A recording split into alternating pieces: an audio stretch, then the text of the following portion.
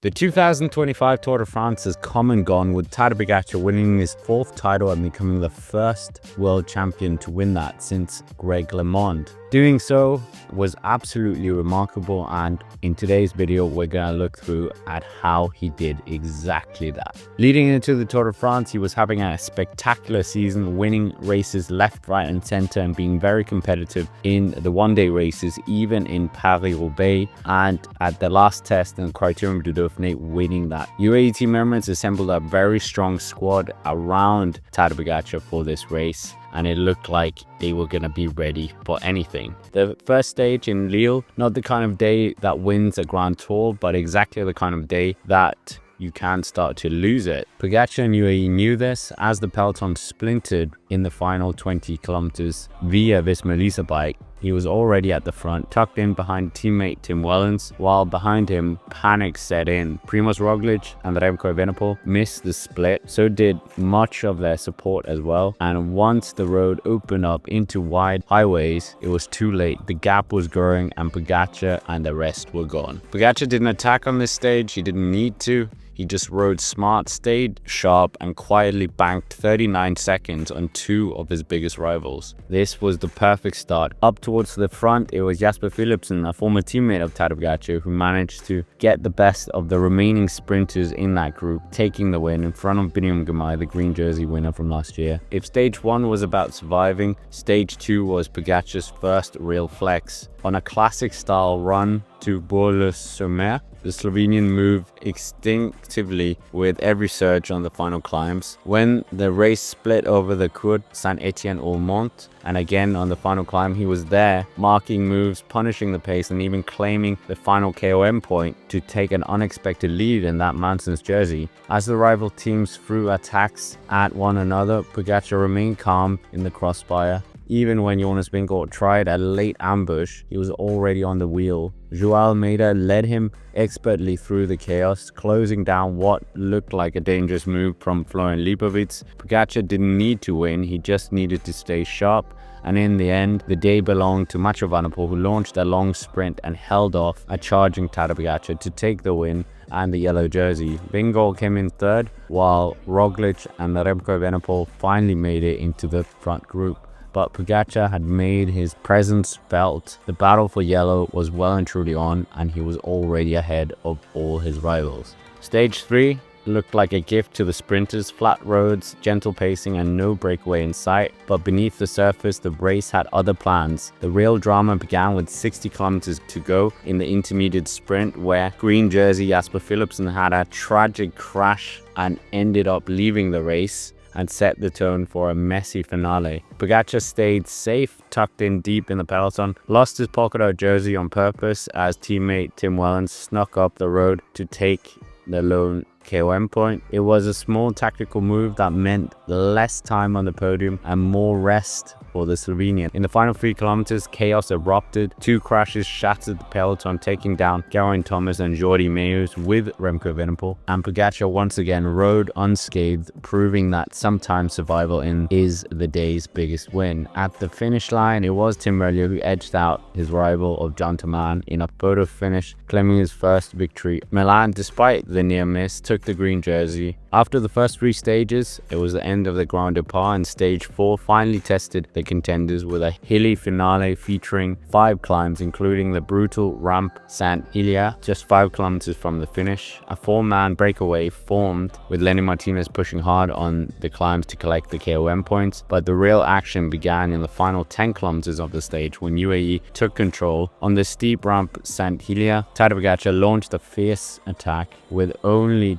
Jonas Vingegaard able to follow. The two rode over the summit, distancing the rest of the favorites. However, Vingegaard struggled to keep the pace on the descent and flats, and eventually letting others catch up. In the final kilometers, a select group formed, but in the sprint, it was Mathieu van der Poel who led it out, but ran out of gas before the line, and Tadej Pogacar sprinting to the victory, timing it perfectly, coming out of his slipstream to claim his 100th career victory. This stage showed Pogacar's sharp form and tactical edge, underlining his status as the rider to beat in this year's Tour. But Mathieu van der Poel still held the yellow jersey. Next up was the 33-kilometer time trial in Caen, which was a crucial test early in this year's tour, especially the perceived weakness he showed in the Dauphiné time trial. This was favoring powerful specialists on a flat. Expectations were high for the Olympic and world time trial champion Remco Evenepoel, who started fast but paced himself carefully, steadily gaining time throughout the course. Meanwhile, Tadej Pogacar, wearing the climber's polka dot jersey, pushed hard and navigated the technical turns with a few sticky moments, determined to limit his losses and gain time on key rivals. He did exactly that, as Jonas Vingegaard looked like to struggle a bit on the day, losing precious seconds to both Remco Evenepoel and Pogacar and suffering a blow in his general classification hopes and for Visma bike. As the time came in, it was Remco Evenepoel who took the stage with a commanding win. Pogacar's effort was enough to finish second, only 16 seconds behind the world champion, but crucially it earned him the overall lead, the yellow jersey, for the first time in the Tour. Stage 6 was marked by endurance and tactical warfare, and after over 60 kilometers of tough breakaway battles, it was Ben Healy who broke clear with 42 kilometers remaining of the stage. His strength and timing caught everyone by surprise, allowing him to hold off chasers. Meanwhile, in the peloton, the battle for the yellow jersey intensified. Mathieu van der Poel had been part of that breakaway, but slipping fast, and UAE team Emirates were desperate to try and get the Dutchman in that yellow jersey to lay off the work from Pogacar and his team. But Visma bike were wise to this, and they started pacing towards the end to try and make sure that Mathieu van der Poel would not be in yellow. By the time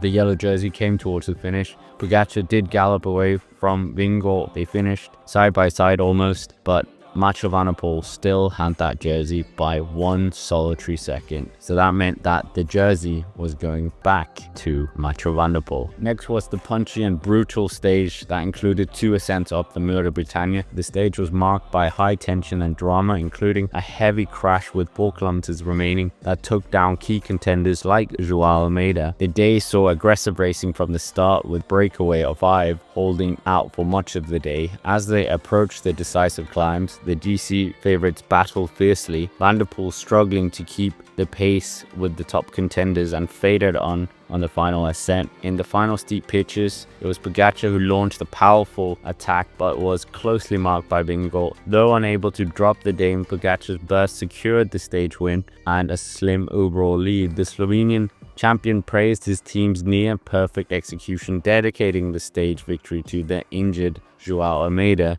With this win, Pogacar not only took back the yellow jersey but also strengthened his hold on the yellow jersey. And it was crazy because on this stage he took the green jersey with the changed coefficients. The next stage was a 171-kilometer flat stage, and on this day it was Jonathan Milan and edged out Wout van Aert on the uphill finish, with Caden Groves taking 3rd place. But Tadej Pogacar finished in the bunch safely. Stage 9 was another sprint affair, and here it was Mathieu van der Poel who made headlines with Jonas Ricard, who broke away, forcing the peloton, led by Little Trek, and they stayed away for 173 kilometers in total, with Mathieu van der Poel being the final rider. But in the chaotic sprint, it was Tim Merlier who managed to edge out Jonathan Milan to claim his 2nd stage win, and the overall standings stayed unchanged. A key moment off the front saw Joao Almeida abandoned due to that lingering injury from the crash a few days before. The final stage before the first rest day on stage 10 on Cateau Juillet saw a very powerful break there up the road. In this move, there were strong riders such as Ben Healy and Simon Yates in there,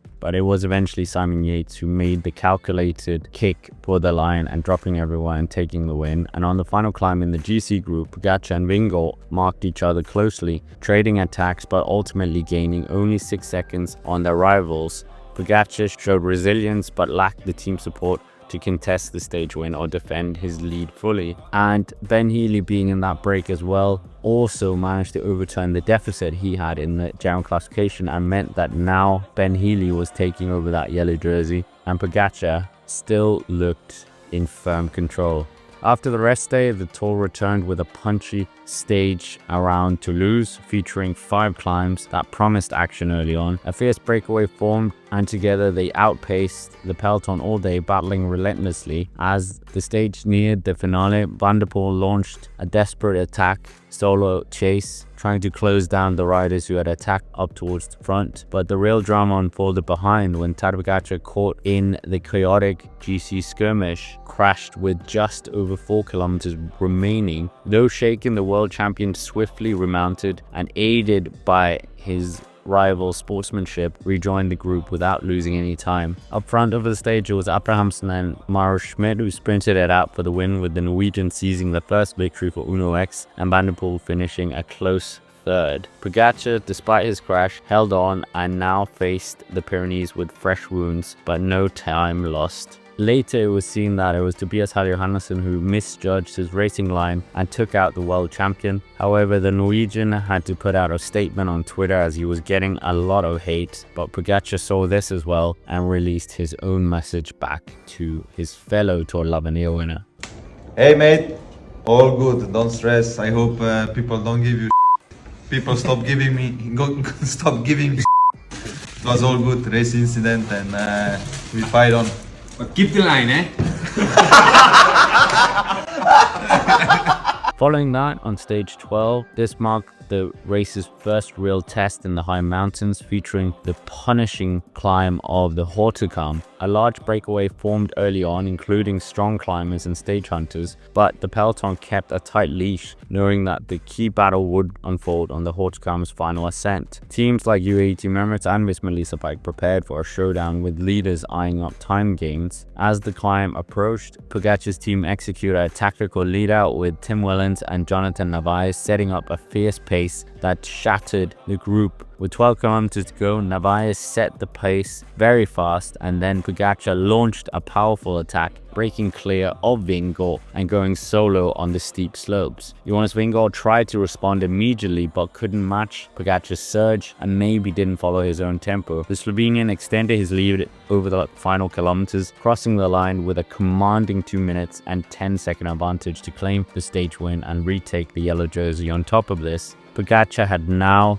increased his lead to 3 minutes and 31 seconds overall on the climb, where he was dropped by Vingegaard and Wout van Aert in 2022. He recorded the second fastest time in history as well up the famous mountain, second only to Bjarne Riis. And reflecting on the climb, Pogacar acknowledged the bitter memory of 2022 when Vingegaard beat him. And he also said, "We had this stage in mind for a long time, and today it all came together." Vingegaard visibly pushed to his limit. After the brutal Hautacam climb, the peloton faced a fierce individual time trial up the Périgord, averaging nearly 8% over the 10.9 kilometers, with punishing ramps up to 16%. GC favorites Vingegaard and Evenepoel opted for full TT setups with aero bars, while Pogacar faced a tough bike choice between a time trial bike or potentially just using his aero bike. Early riders set competitive times, but it was the big GC men who grabbed attention. Vingegaard pushed hard, blitzing past Remco Evenepoel's time and even catching the world champion before the finishing line, despite starting 2 minutes behind him. Then Pogacar attacked on his aero bike without aero bars or radio, pacing himself perfectly despite near burnout. He finished more than half a minute faster than Vingegaard, extending his overall lead to 4 minutes. Pogacar's fourth stage win solidified his dominance. Evenepoel's time loss shook up the podium fight, while Roglic showed glimpses of revival but remained far back. From a rain-soaked start in Po on stage 14, which served up nearly 5,000 meters of climbing and relentless tension, crashes thinned the field early, with Mathias Skjelmose Jensen and Steph Kras abandoning. The Col de Tourmalet brought the day's first major drama, as key rival Remco Evenepoel, already faltering in the previous time trial, cracked badly. Evenepoel eventually climbed off his bike and abandoned the race. Up the road, there was drama with the breakaway as well, where there was a trio of riders who eventually got absorbed on the Col de Périssord, where we then saw Arensman launch a decisive solo move, gapping the group over a minute. Behind, UAE controlled the GC group as the final climb up to the Super Bagnéres began. Arensman still held a sizable lead, but the real race was only just beginning. With 4 kilometers to go, Jonas Vingegaard launched a stinging attack. Only Pogacar could respond. The two traded accelerations. Together, Vingegaard and Tadej Pogacar flew up the final ramps, devouring the chasers and closing in on Arensman. In the end, Pogacar edged out Vingegaard, but the day belonged to Arensman. The following day offered a bit of a breather from the high mountains as the race transitioned east to Carcassonne. The start was chaotic. Crashes scattered the peloton, with Julian Philippe heading the deck and Jonas Vingegaard going down just behind Tadej Pogacar. Both remounted without major damage, and UAE settled in to let the break go. Eventually, a large group escaped up the road, including Wout van Aert, Mathieu van der Poel and Tim Wellens, as the stage wore on. Eventually, with 43 kilometers to go, it was Wellens who attacked solo. Never looking back, it was Tim Wellens who took the victory, and Pogacar stayed protected and upright, finishing safely in the bunch. Stage 16 was a brutal reminder of the race as they faced the legend of the Mont Ventoux. As the peloton relaxed, the breakaways lead grew to over 6 minutes, and on the lower slopes of Mont Ventoux, the front group thinned, and it was Enric Mas who was the only rider ahead. The crowds thickened and the wind picked up and the drama ramped up. Behind, Visma Lease Bike upped the tempo. Vingegaard launched a vicious series of attacks with 7 kilometers to go, but the yellow jersey stayed glued to his wheel, calm, patient and unfazed, while the GC duo traded blows and caught fragments of the break. Mas was wheeled in and a final trio emerged up front. In the last 500 meters, Valentin Panapanta managed to outsprint Ben Healy and Santiago Buitrago to take a memorable French victory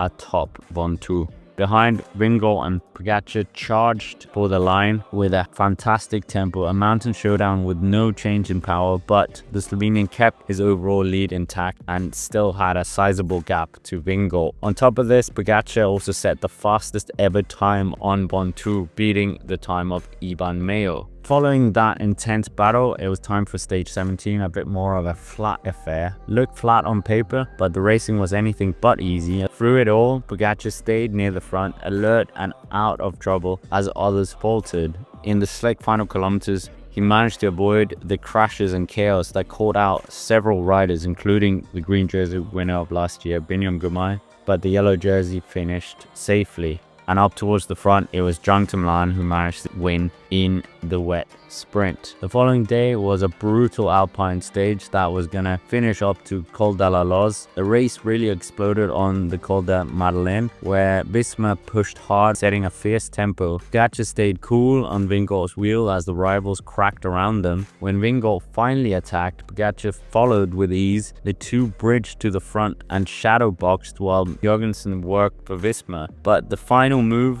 fizzled as the race stalled. 3 riders slipped up the road of Matteo Jorgensen, Ben O'Connor and Rubio, and on the towering Col de la Loze, UAE eventually took control again. Narvaez and Soler paced steadily as the GC group hesitated, and up front, Ben O'Connor soared towards the victory. In the final misty kilometers, Pogacar attacked hard. He dropped Vingegaard just before the line, gaining 9 seconds and landing a sharp blow ahead of La Plagne. It was a brutal stage. I felt good. The team felt good. We had big plans, obviously, you could see, to try to go early. We did, and yeah, unfortunately I couldn't take any time on Tadej. The team did amazing today, and I want to thank my teammates. Gives me so much motivation when I have a team like this working for me. Stage 19 was not as predicted. It was shortened to 95 kilometers due to a cattle disease outbreak, but the route still packed a punch with the brutal Col de Pré and a summit finish in La Plagne. Rain and relentless climbing made for a tense day as the breakaway flew early, with key GC rivals of Primož Roglic and Lenny Martinez escaping on the first climb before being reeled in by a reduced group. UAE team members controlled the race with Pogacar always near the front, and when Arensman attacked with 14 kilometers to go, Pogacar and Vingegaard gave brief chase but refused to commit. Pogacar then set a steady tempo, keeping the group together, and dropped them one by one, and eventually it was Vingegaard and Tadej Pogacar alone again, with Vingegaard seemingly refusing to attack despite the day before saying he was willing to risk his second place to win. Pogacar, seemingly annoyed, did keep the Dane on his wheel and tempered all the way up, and in the final few throws of the stage, it was Arensman who soared to the victory, but behind, the yellow jersey was attacked finally by Vingegaard in the last few hundred meters, and Vingegaard getting the better of Pogacar, taking second place and very close to the victory. Pogacar also had a bit of a moment here because he was just nudged by one of the officials, and that could have been very bad for the rider. Before the start of stage 18, there was a bit of drama as Tadej Pogacar was seemingly brake checked by the Visma Lease bike car, and that caused a bit of tension between the two teams as well. Stage 20 was thankfully for the riders, despite the first part of the day being very rainy and a bit chaotic, was a bit of a quiet day as the breakaway went up the road competing for the victory, and the GC guys, despite Ben O'Connor losing his 10th place and trying to get UAE to do harder chasing, were reluctant, and Pogacar finished safely. So on the final day, it looked like that jersey was his for the losing, and he had also sealed the polka dot jersey on top of this. The final stage of the 2025 Tour de France was the traditional finish in Champs-Élysées, but with a bit of a twist. 3 climbs up Montmartre was the big feature of this stage. However, the day did change a bit because there was heavy forecast, so that meant that there was still a ceremonial procedure in the stage for the riders, and Tadej Pogacar did even lead the peloton for most of the way. However, when it got into Paris, that's when it changed a lot. The GC had been neutralized for the 50 kilometers to go, so it was where the riders wanted to be involved in the stage win. Tadej Pogacar decided he wanted to do just that, so he was up there towards the front when they went up to Montmartre, feeling the crowds, and by the time that he got to the second one, it looked like Tadej Pogacar could maybe be the favorite. However, on the final ascent up the Montmartre, it was a duel between him and Wout van Aert, with Tadej Pogacar leading it up and putting a hard pace on. However, the Belgian rider came around him, dropped him, and soloed to the victory. But Tadej Pogacar, a very valiant effort by him. That also meant that Tadej Pogacar would win his 4th Tour de France, officially sealing that yellow jersey and sealing the polka dot jersey on top of that. An absolutely exceptional Tour de France to finish for him, and the team did a very good job as well. Anyways, that's basically it for this video. Make sure to smash the like button, subscribe to the channel if you haven't already, and why not check out some of our other post Tour de France videos as well. But until next time, thank you for watching, and I will see you around.